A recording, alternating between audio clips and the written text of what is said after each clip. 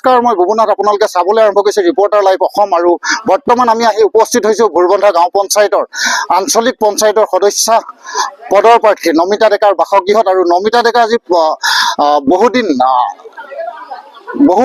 দিন হৈ গৈছে নিৰ্বাচনৰ ব্যাপক প্ৰচাৰ চলাই আছে। লগত বহু সমৰ্থক লগত লৈ ঘৰে ঘৰে নিৰ্বাচনৰ প্ৰচাৰ চলাই আছে। আৰু এগৰাকী শিক্ষিত মহিলা হয়। আৰু নমিতা ডেকাৰ অঞ্চলটোত এটা নাম আছে।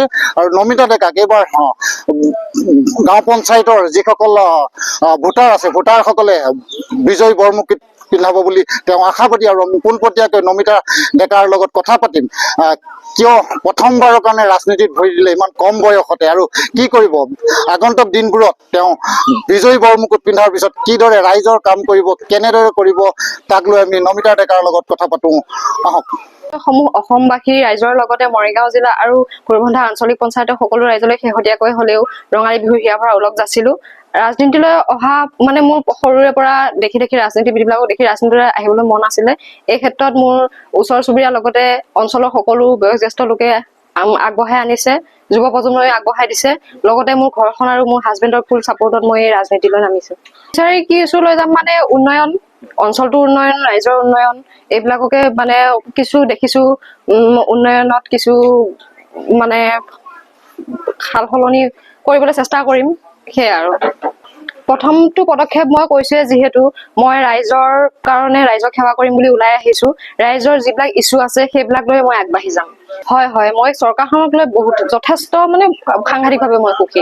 তেখেতক মই চেলুটে দিব বিচাৰো। হয়, ৰাজনীতিৰ লগত ডেফিনেটলি শিক্ষাৰ জড়িত আছে।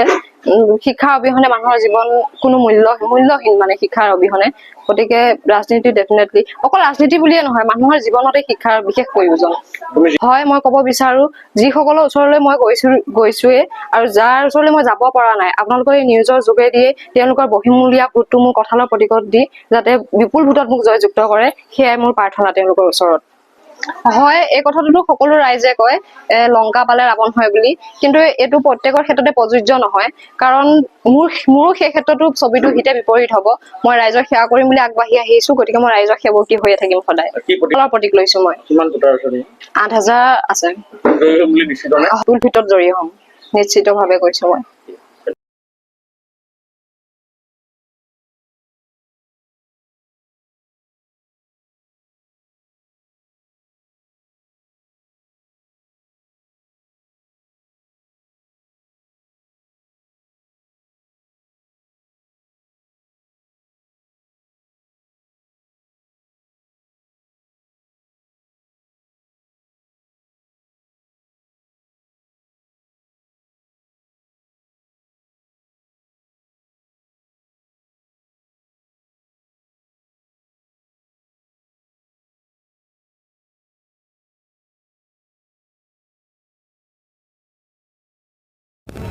Reporter live.